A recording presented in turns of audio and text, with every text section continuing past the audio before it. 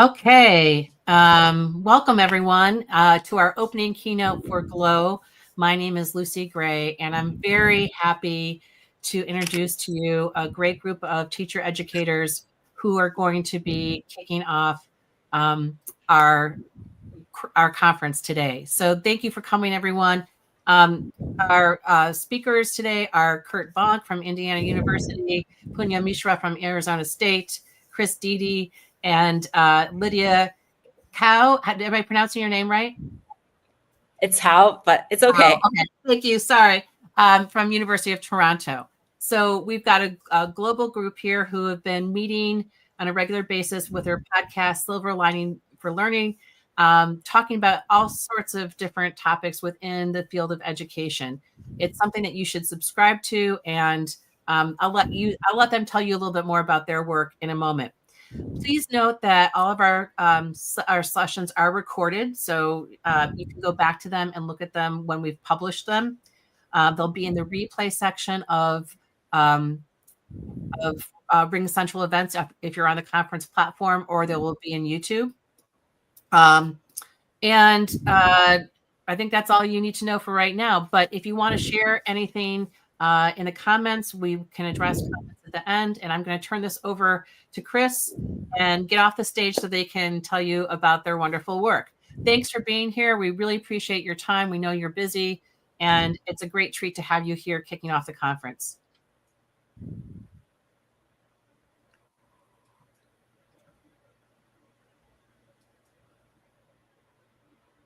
So if you have a chance, please do tell us where you are in the world, and just put that into the chat in the comments. But the four of us welcome you. Thank you for coming to this opening session.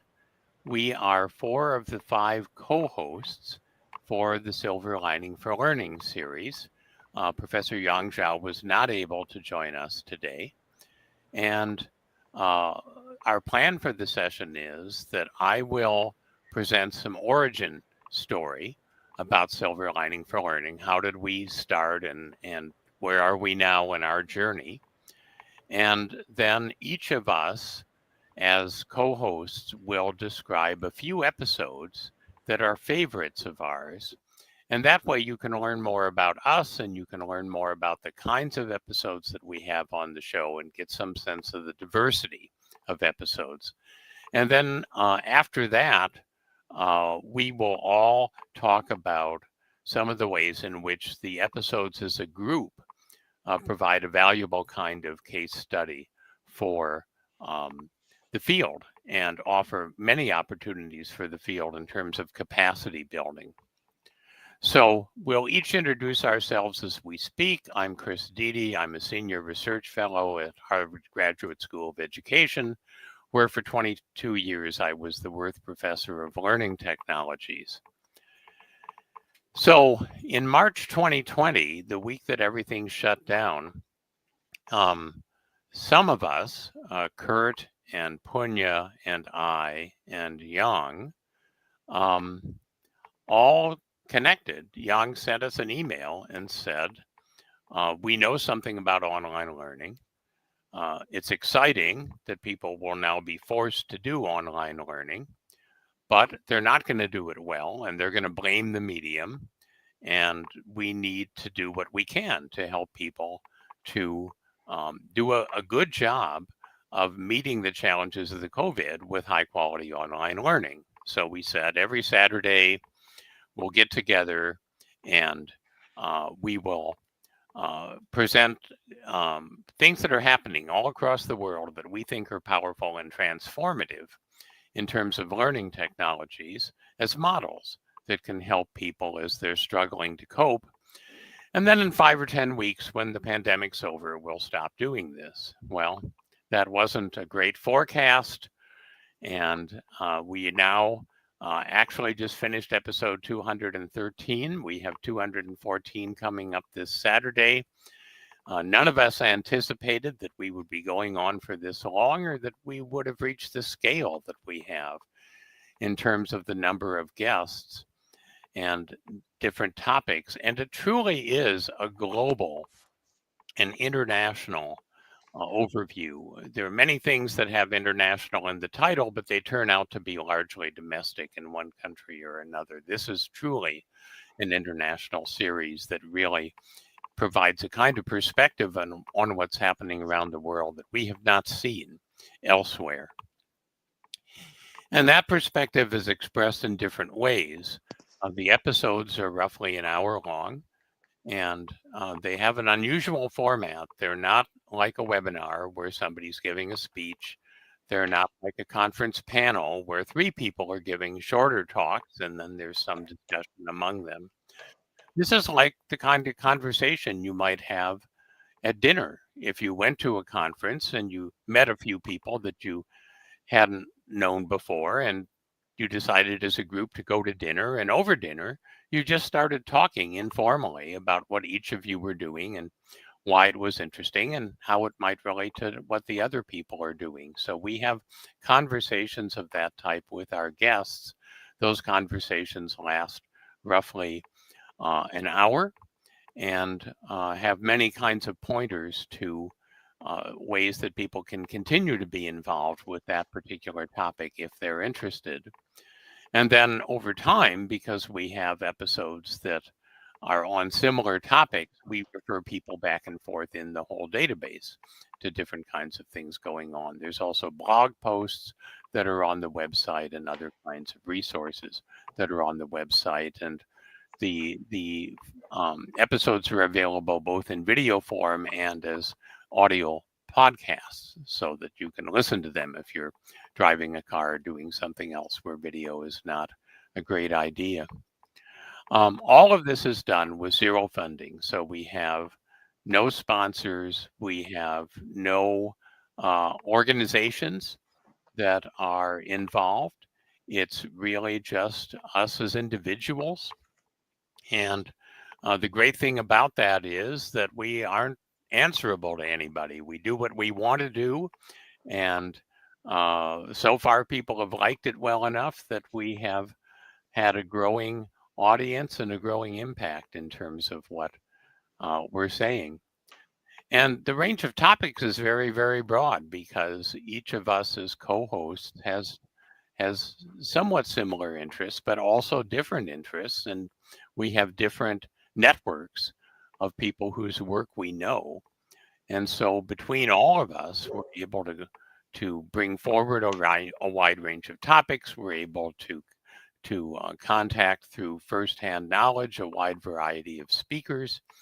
And we've really been able, I think, to present a very broad-based overview of what's going on in the field. So that's what I wanted to say in terms of preparing you for what we're going to do next, to each talk about a couple of our favorite episodes. But before I begin by doing that, I want to ask Punya and Lydia and Curt if there's anything you want to add to this kind of preview. Sure, I would love to welcome the people who have joined us from Mexico, from Costa Rica, from Brazil, from Ukraine, from Turkey, South Africa, Pittsburgh, Hawaii, Honolulu. So far, every one of those places I've mentioned, we've had a show with guests from those places. So if you are wanting to hear about what's happening in the education world in Ukraine or in Brazil or in South Africa or other parts of the world, we've probably covered it in one of our various episodes during the past 4 to 5 years. So welcome all of you. I will enjoy your questions. We'll all enjoy your questions today because we'll learn from them. Punya, or would you like to add anything to that? Go ahead, Lydia, if you have something to say. I'm good. I just want to say, I guess, I started listening to Silver Lining since the very beginning, and I think I was a big fan of Silver Lining for Learning. It's great to become a co-host and to be in the front stage and in direct dialogue with these education innovators around the world. And thank you for having me. Thank you, Lydia. And I think just having you join the set of co-hosts has broadened, I think, the scope of some of the episodes that we have had. But I know we are tight on time, so Chris, why don't you just jump in? I think that'll give us some time for Q&A at the end as well. Will do. So one of the two themes that I wanted to list as being among my favorites is that we've had 3 episodes fairly recently on the National Artificial Intelligence Institutes here in the United States. So for those of you who don't know, the National Science Foundation here has funded 27 national AI institutes up to this point. A few are just on AI itself, but most of them have a use case connected with them. So there are 5 that are on AI in agriculture. There are, I think, 5 or 6 that are on AI in healthcare. There are 5 on AI in education. And I am the Associate Director for Research for one of those 5, which is on workforce upskilling and reskilling. It's really on adult learning and online education. But the other 4 are all on pre-college education. And thus far, we have featured 3 of those 4 in episodes within the last couple months. And the 4th, we will have this coming Saturday on Silver Lining for Learning at noon, if you want to see something that's happening in close to real time. And each conversation has been very interesting because, of course, these national AI institutes have websites, they have videos, they have overviews where they talk top down about the research that they're doing and the mission they have and why AI is able to help a particular group. But Silver Lining for Learning gives more of a backstage look, where bottom up, people who are leaders of the institutes and practitioners that they serve and some of the researchers that are involved have a conversation about both the opportunities that AI opens up and some of the challenges that are involved in creating and disseminating AI and having it make a difference in the world. So if you're interested in artificial intelligence, I certainly would urge that you consider looking at some of these episodes. And for each of the episodes on the Silver Lining for Learning website, there's about a full page of description that talks about what the episode covers, who the people were, who were guests, some of the background that they bring. So you have a good opportunity to get a sense of the topics. And then also the database is searchable. So if you want to know all the episodes that we've done where AI has been featured, you can do a search and see prior episodes that might relate to these. The other episode that I highlight, and this again is fairly recent, is typical of the episodes where we're looking not so much at a large institute and its work, but at a single project. Francisca Astudillo was a master's student at Harvard with me about 6 years ago. She went back to Chile and involved some colleagues in developing a novel intervention in 5th and 6th grade classrooms for marginalized students in terms of their social emotional skills in response to major challenges that schools were having in classroom management with students. And it's a wonderful intervention. We had a terrific conversation with them about it. Beyond being widely implemented in Chile, now other countries are looking at either doing this or something similar to this, which is something else that we stress in our episodes, that these are not brands. Many of the projects are also models where they could be adapted and used in a different way in a different country. So the chance to talk with these young, passionately interested educators about Eventuras, which is the intervention that they have for social emotional learning, was really exciting and fun. And like many of our episodes, set in a global South country where resources are scarce and where this is a story about overcoming severe resource challenges and nonetheless making a big difference in education. So that's my quick overview of 2 of my favorite recent episodes or themes. And I'm going to toss it to Curt to talk about what he would like to highlight. Thank you, Chris. Again, we want to thank all of you who are in attendance today. We heard there were 700 or so people signed up. So thank you, Megan. Thank you, Cynthia. Thank you, Anita. Thank you, B. I've written down some, Claudia. There are many people who are here on this session. Philippe, thank you for coming today from Chile, which Chris just talked about. I should have been there last week. Unfortunately, I wasn't. I am quite interested in the global aspect of silver lining for learning. And as Chris and Punya and Young were contacting me to get involved in this, I had recently written an article about 20 ways in which learning has changed. And you can get that off my homepage or go to publicationshare.com. Learning is more hands-on, more game-like, more immersive, VR and AR, more massive with MOOCs, more online, more blended or high-flex or hybrid, more open, more distance, more informal, more visual, more on demand, more global, like this particular conference is. And I had written the book, The World is Open, How Web Technology is Revolutionizing Education. So having written that, I had interviewed people around the world who became guests on the show. I had a rich pool of guests after having done that book back in 2009. So I was kind of interested in doing something like this originally. And so this was right timing for me. And then COVID happened. And on that first day when we broadcast, I went running before the first show. And I ran for the next 4 years like Forrest Gump every day till this past March. Now I've restarted my streak here since the eclipse. Anyways, that first MOOC there, first episode there on MOOCs in Nepal, that was a fascinating episode. I'm sure Punya is very excited about it too. You see him dressed in, he had his Halloween costume. That was Halloween 4 years ago. And we had kids from Nepal, teenagers, who took MOOCs to learn English, to get ready for college. They got Harvard certificates and Stanford certificates. These are 12-year-olds, 13, 14, 15-year-olds. And they're defining self-directed learning better than my graduate students were. And these kids are real excited about taking these English MOOCs, but it wasn't just English MOOCs because COVID happened. They had to take all their classes in an online format. And their teacher, named Bayman from Motherland Secondary School, inspired them to form a network of kids learning via MOOCs. And some of these kids didn't just take one MOOC, not just two, not just five.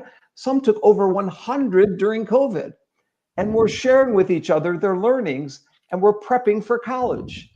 A couple now are in a college settings. They've got accepted to IU or not to India, to other universities in the US for college or other places around the world. So that was fascinating in that particular show. We had these kids back on about a month or two ago to get an update. It was actually a month ago to get an update on what's happening in their lives 4 years later.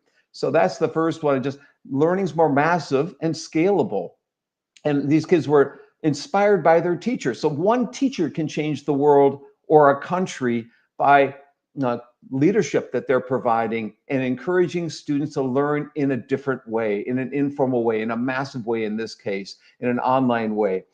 So that I want to point out. And again, some of these kids were totally motivated, and I'm happy to share more with you. We can go to the next slide, maybe, Chris. And we'll hit the next slide. There we go. So the second one, so we had kids in Nepal. We've had 3 episodes related to Nepal e-learning. We had someone else on who was studying Papua New Guinea and in Nepal and in Bhutan, where she's originally from. So that's a show you might want to listen to as well or watch as well. You can get our shows via different podcast formats as well as watch them in YouTube. Get them while you're running along the trail. But I had a couple friends who had done research in Antarctica, and I had interviewed when doing the World is Open book. One was her name's Cassandra Brooks. Now, Cassandra was a master's student in California when I first interviewed her, and she was going to Antarctica on trips studying the Antarctic toothfish. What we know in the restaurants is the Chilean sea bass. And she was also studying the krill in Antarctica and trying to save the last ocean. So here's a graduate student trying to do her part in educational policy to save the planet, in effect. So I got to know her then. It was about 15, 16, 17 years ago. And since then, she's become a professor at University of Colorado.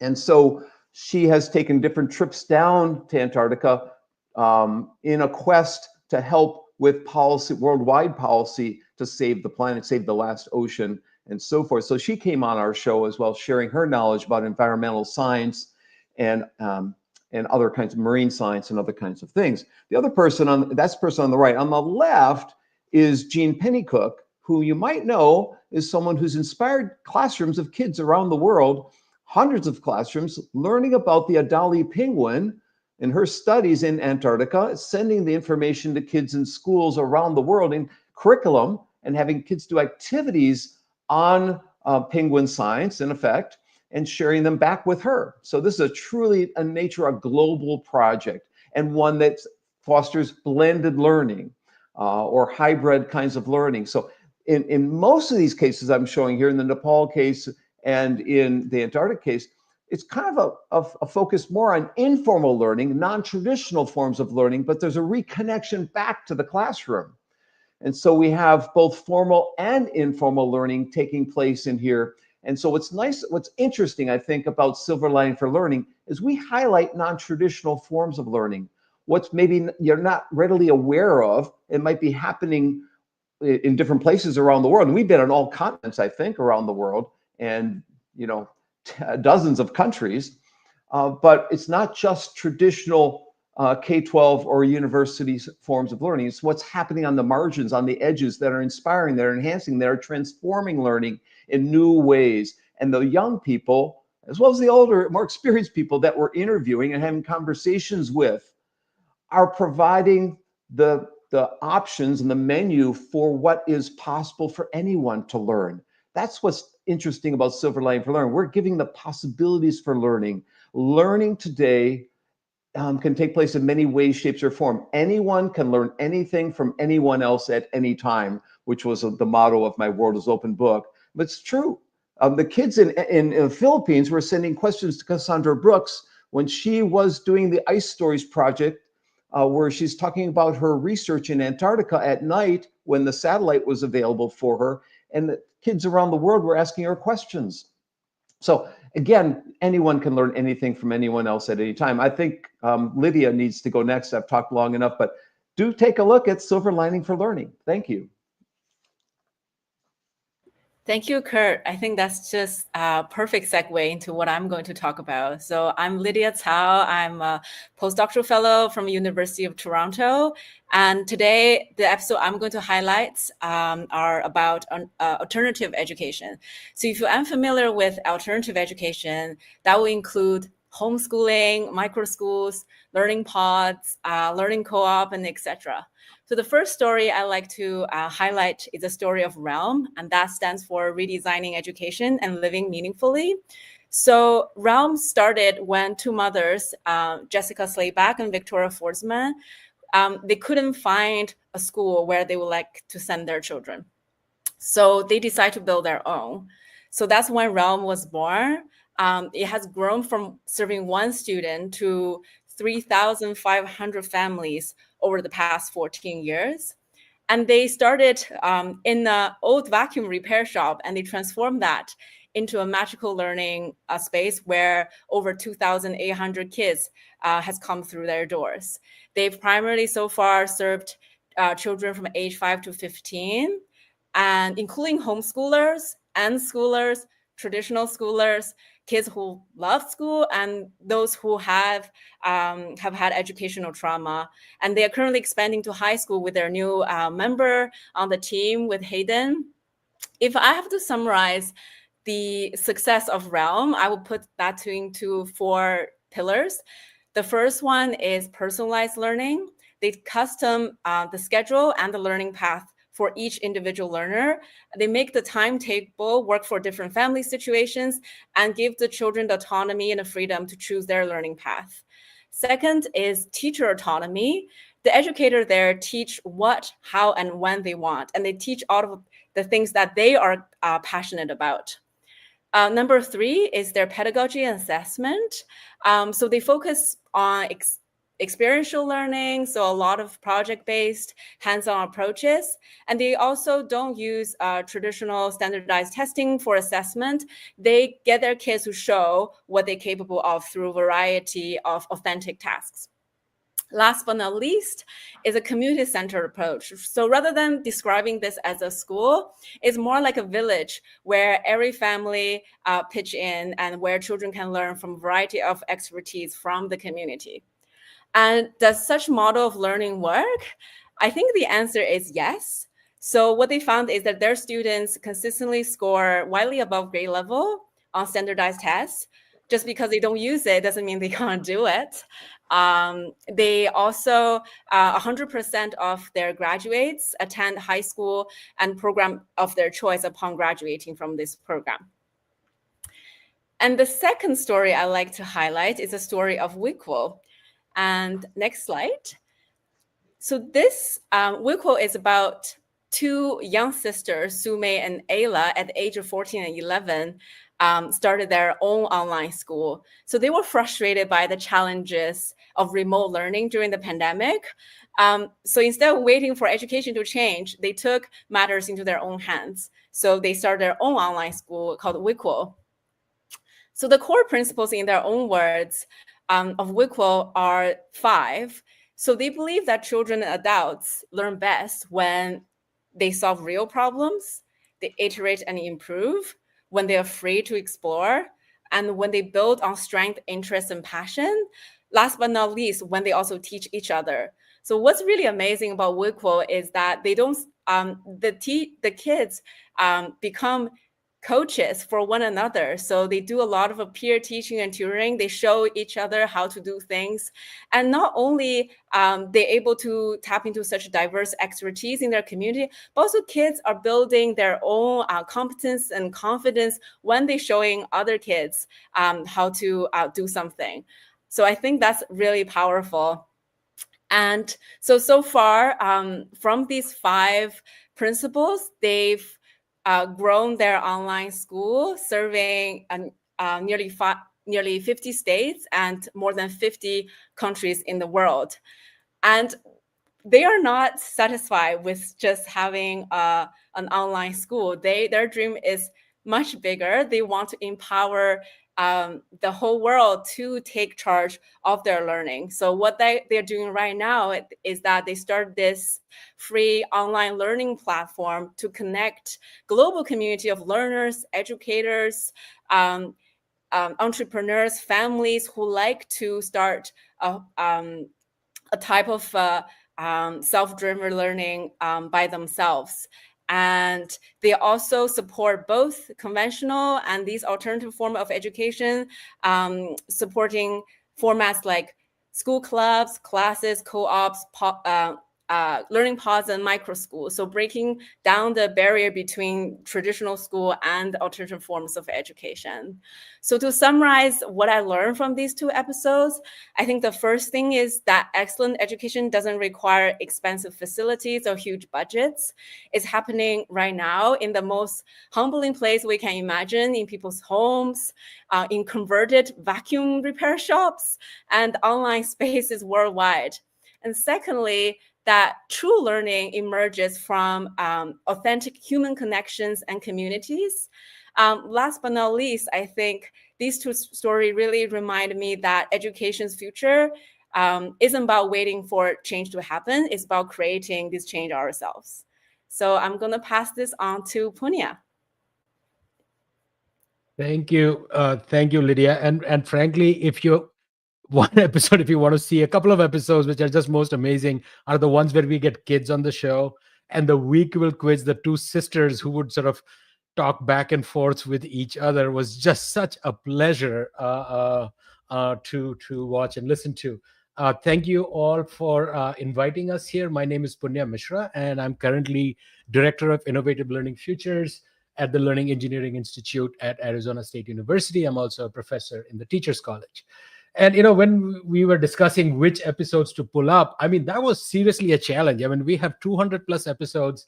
And so what I'm going to focus on is sort of a set of two sets of 3 episodes. So we did these episodes 62, 63, and 64, all focused on the idea of creativity and play.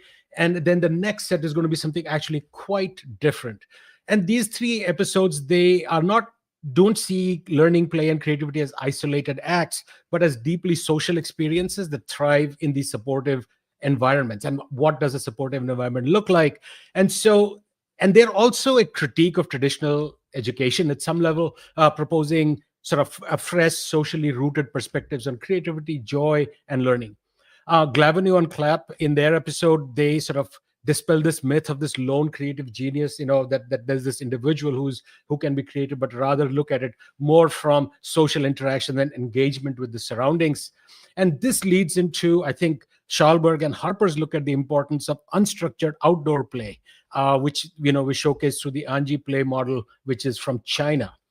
And Gray and Bloom, they sort of talk about this idea for self-directed learning, arguing that children thrive in environments where they're trusted to guide their own learning journeys. And that's actually a theme we will see in other episodes in Silver Lining as well. So there's this recurring tension in some of these conversations between structured education and organic learning, between institutional rules and individual freedom. But the couple of these examples here, one from China, one from the Sudbury Valley School, illustrate that these ideas can work across diverse cultural settings. And I think that's an important thing to recognize, because sometimes we think that certain things work in certain environments and not in others. And they paint a picture of learning as a natural process that blooms in the right conditions rather than through top-down control. So what does that mean for us as educators in these spaces? I think is an important sort of question for us to think about. Could we go to the next slide, please? Chris, could we get the next slide? Thank you. Now, this one is something very different. These are stories, 3 very independent stories. And so the cluster is not as deliberate that we had planned that we would have these 3, but it's more emergent out of the various conversations that we have had. And these happened over episode 140, 51, and 95. And these are incredibly inspiring stories of learning and education in extremely difficult times, and how technology and global collaboration can actually create educational opportunities. And all 3 of them are connected through the country of Afghanistan. And they are both grassroots and institutional responses. The Asian University for Women special programs for Afghan women, Classrooms Without Walls, which actually started with a COVID project and then expanded out to Afghanistan and people there, repurposing virtual teaching methods that were initially developed for Australian teacher training, and then sort of adapted them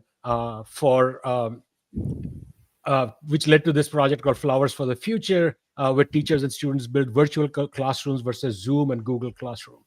And what's remarkable here is that how technology helps education overcome certain very strong barriers, from the hybrid models to the virtual classrooms of Classroom Without Walls. I think these episodes show that education can transcend in very sort of profound ways physical and political limits. And these are incredibly, these are episodes which, once they are done, we literally, I'm speaking for myself, just sit back and just take a breath, because you realize the courage, the dedication, the passion, the commitment that all these people are bringing into these educational spaces. When you get to hear from the students who are taking advantage of these for their own growth and then passing it on, I think similar to what Lydia described in the WeKill project, which is, it's not just now about my learning, but I can also peer mentor, I can grow and develop the next generation of educators. So I think there's a powerful message that sort of comes through about the role of resilience in learning, whether in traditional classrooms, conflict zones, that learning is a social participatory process that will find ways to thrive. This is a deeply human thing that we do. And the idea of play, creativity, and self-directed learning. Some of these conversations with this young woman in Afghanistan talking about how they wrote this book of poetry and then got it translated, and now it might actually getting published, are deeply, deeply inspirational. Where technology and human connection can create these meaningful learning experiences. And that education, when we often think about it, it's about knowledge transfer, but it's so much more than that. It is about crafting spaces, which may be physical or virtual, where people can come together and connect and hold on to hope, I think, for the future, even under, I think, which are incredibly difficult times sometimes, right? And I think it's very moving to have some of these conversations and to interact with some of our guests. So those were sort of the two sets, which are, I think, very different from each other. One set which was sort of broadly theoretical and ideas oriented, though instantiated in certain practices, and the second which are dealing with the ground realities of a very difficult political and social situation, but still managing to find our way through it. With that, I will pass it back to Chris to guide us through the next steps. Thank you again for inviting us. This is very exciting. Thank you. So what we're going to do now is step back from the specifics, with each of us talking about some of our favorite episodes, to look at the whole body of work in Silver Lining for Learning so far is a growing and evolving resource. And just a couple points I'd make on the front end. The first is that even with these individual descriptions from 4 of us, that's less than 10% of the complete database. So there's just an incredible amount of stuff here that you can find through searches, that you can find by just browsing, that speaks to a very broad range of topics. The second thing that I would say is that these really are a ray of hope in the darkness, that we began the series looking in a very dark time with COVID for inspiration from what people are doing bottom up across the world. And we still are living in dark times in some ways, different dark times. And again, we find so much inspiration and joy. There's no extrinsic rewards for our doing Silver Lining for Learning, but intrinsically, these are powerful experiences for us in our own learning.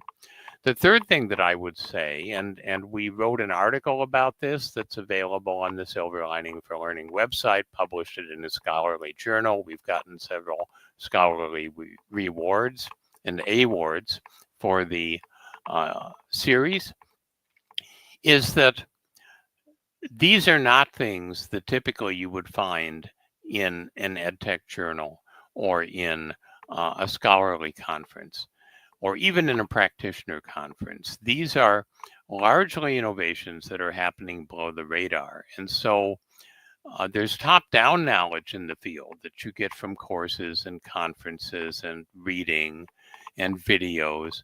But then there's bottom-up knowledge that you get from people like us going out and finding all these things that are happening worldwide that are never going to appear in journals or videos or conferences, because the people doing them that's not how they think about their work.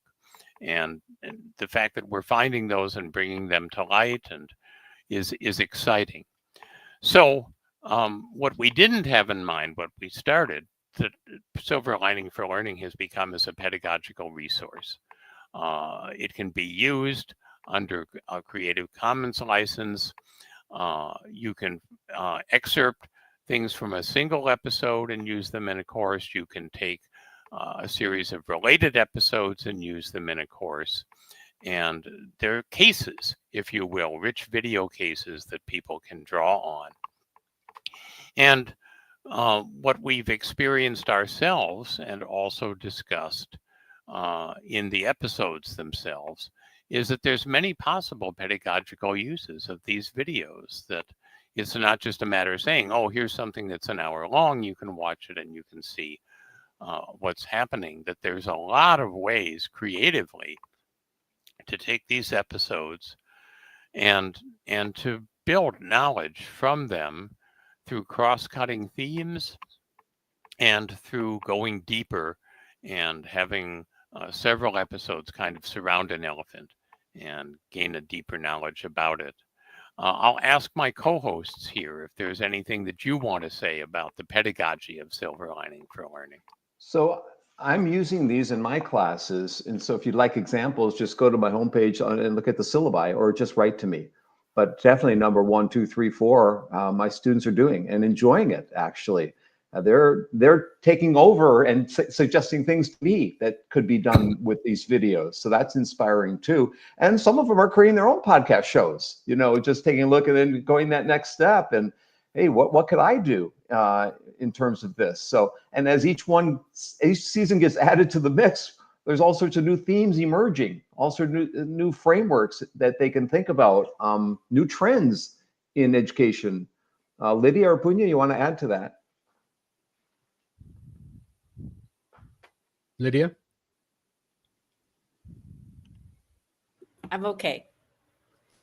So I think one thing that we should mention is not just that it's being used in courses, but also a whole group of people who stepped up and volunteered to take all the backlog of our episodes and create all the podcast episodes for it. So the people you see, they are attributed on the website, but I did want to give a shout out to them as well, because that was a lot of volunteer effort in making sure that all of these episodes were available so that people could use it in the ways that Curt and Chris have been talking about. So just a few lessons learned that come out of this. I think that as we look across as co-hosts the episodes, the episodes that featured students have been particularly powerful. Not in any way to disparage experts or practitioners or other people who've done wonderful episodes for us, but young voices and the maturity and the creativity of some of these students is truly inspiring. And overall, just looking at the range of all of the models of education, formal and informal, student-centered, learning-centered, it shows that ed tech really does empower an enormous range of innovations, and that too often we just look at what's available under the streetlight instead of wandering off into the darkness and finding all of these interesting things that are inspiring and that provide models that could be used to make things better. Silver lining for learning is definitely something that's we want to make as participatory as possible. We're always looking for new episodes and new guests. I see in the comments that people are making recommendations. We will certainly look at those, but we're happy to have people volunteer ideas for what might be on the show. And our impact is limited by the fact that this is kind of a hobby for all of us. It's something that we do at the edges of our primary professional work. Each of us is really quite busy with an active professional life. And so if there are ways that you'd like to be involved in helping us to make the website better, to make our outreach better, to help us take longer videos and turn them into short videos that might have a different kind of impact, we would be, delighted to have you join us as a co-volunteer in this effort. And we hope that you will reach out for that. So we're at a point where we've saved about 5 minutes for questions that you would like to bring up and ask. I think probably you put those in the comments, and then we can draw those questions out of the comments. While we're waiting for questions, anything else that my co-hosts want to say? I'll second Chris's comment that we'd love to have anyone self-nominate to be on the show. Send us an email. And it's great seeing the people here from Berlin, from Sharjah, from Luxembourg, from Woodstock, all the way from Woodstock, Nairobi, from Buenos Aires, Brazil, Chile, all over the world. This is wonderful. This is just like silver lining for learning, because it's about what's happening in education all over the world. Punya. Well, I just want to second something that Chris said. The fact that you guys are all joining us from across the world means each of you knows at least one or more teams or groups or individuals who are doing interesting work. So just drop us an email and make the connection, and we would love to have them as guests on the show. That's always, a challenge for us to continuously looking for guests. Though, it's funny how many Curt's Rolodex is pretty deep, and so is Chris's. So we managed to always get great guests, but we are always looking for interesting examples. Like I said, we did a whole set of themed shows on India about nonprofit organizations working in India, which was a set of 3 or 4 shows, which were fabulous. So we would love to do something on Brazil or wherever you are at, so that we can get a more rounded picture. This is a chance to, as Chris said, to promote the awesome work that's happening in spaces that often do not get the spotlight. So it's really I think a sort of a task of pleasure for us to be able to do this. I mean, to be if you'd have told me when we started that we would be doing this 4 years from now, I would not have believed you. But here we are, almost 5 years now. So what questions should we answer first? And a shout out to Josh in Indiana. I've been babbling in the chat. If people are wondering who's with all those comments, this reminds me of there's a higher ed person named John Edelson. I don't know if you guys know him, out in California, and he told us about a group. His son works for Zoom, and I think is this DTO of Zoom, and this group formed that were media production people to kind of brainstorm during the pandemic how to produce online events and that sort of thing. And this group is still going. It's called Office Hours Global, and they meet all the time. like every day of the week, there's like a different theme. I've dropped into a couple of their sessions, and it's a really interesting format. And they use something like Twitch or something as a back channel too. It's been a while since I looked at it. But I think the idea of these conversation circles is really interesting. It's interesting to these professional conversation circles as a way of staying engaged and being renewed and learning at the same time is really important. And I love how it's a non-traditional activity for academia. I think those kinds of things need to happen more often. So I'm really glad to hear that that's something that is worthwhile to you personally and professionally. My question for you is, where do you see, because of this, I think it's interesting is that I would like to see more teachers in the US at least, or more institutions of learning in the US looking and actually applying things from around the world. Like we've talked about Finland ad nauseum for years, right? And we still don't implement some of the things that they do, like their media literacy curriculum or their emphasis on play or whatever it is. How do we get people in the US to look outside and bring some of the learnings inside? Any thoughts on that? Well, I agree with you, and I think that part of the problem is that there's this belief that if something powerful is happening in education, it's coming out of an elite university, or it's coming out of an incredibly well-resourced group in some kind of a global north country. And what we find in Silver Lining for Learning is often the most creative ideas are coming out of global south countries, where there isn't the kind of organized resistance to change that frequently takes place in the global north. And that it's things that are truly scalable because they don't require special resources and unusual circumstances to succeed. They're designed for marginalized situations. And so in marginalized situations everywhere, they can be used. So we really need to get past the kind of elitist attitude about where innovation comes from in education and humbly look to places that are, frankly, doing more with less than typically we are. I guess I will add on to what Chris said. I think what Silver Lining for Learning highlighted is truly inspiring for people who want to innovate in the education space. And by looking at what people who have less resource and what they have done in their community.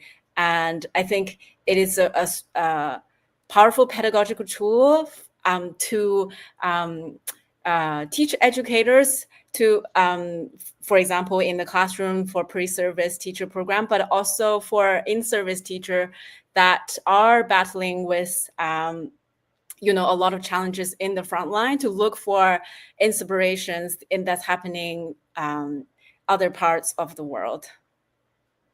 Do you remember that program from the UK? Was it Teachers TV, where they had a teacher teach a lesson, and then they met with a coach and dissected the lesson, and the whole process was filmed. And I thought it was a brilliant way of providing some really sound pedagogical coaching in a virtual way. And it didn't continue. I think some group absorbed it, but it never continued. And I thought that I like the creative uses of multimedia to make everything more equitable and accessible to teachers. I mean, that's what you're doing with these conversations too, is you're bringing to light all these wonderful case studies. So if I can just add one quick thought that I have taken away of doing this for 4 years, and I think it sort of builds on something that Chris and Lydia said, which is that very often we think of education in very monolithic terms, like, what does Finland do and how can America do it?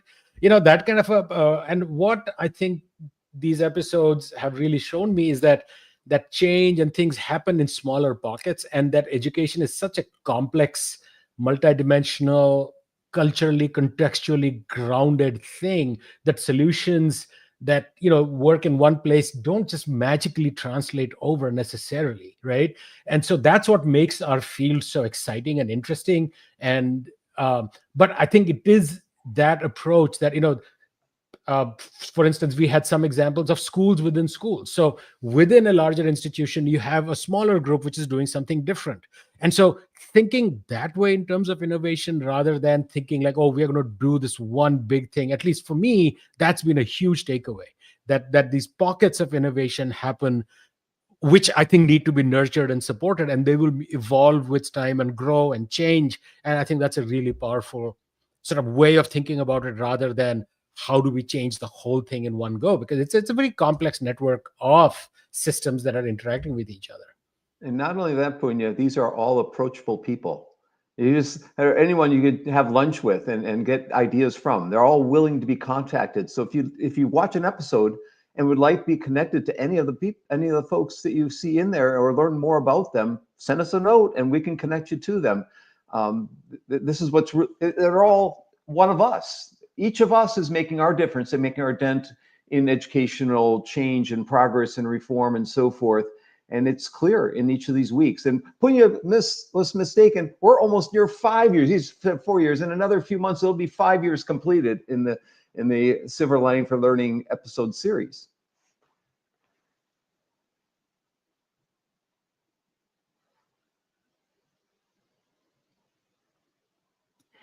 Okay, well, we're getting close to the top of the hour, and we have a slew of other sessions coming right after this. It's almost like a fire hose of content.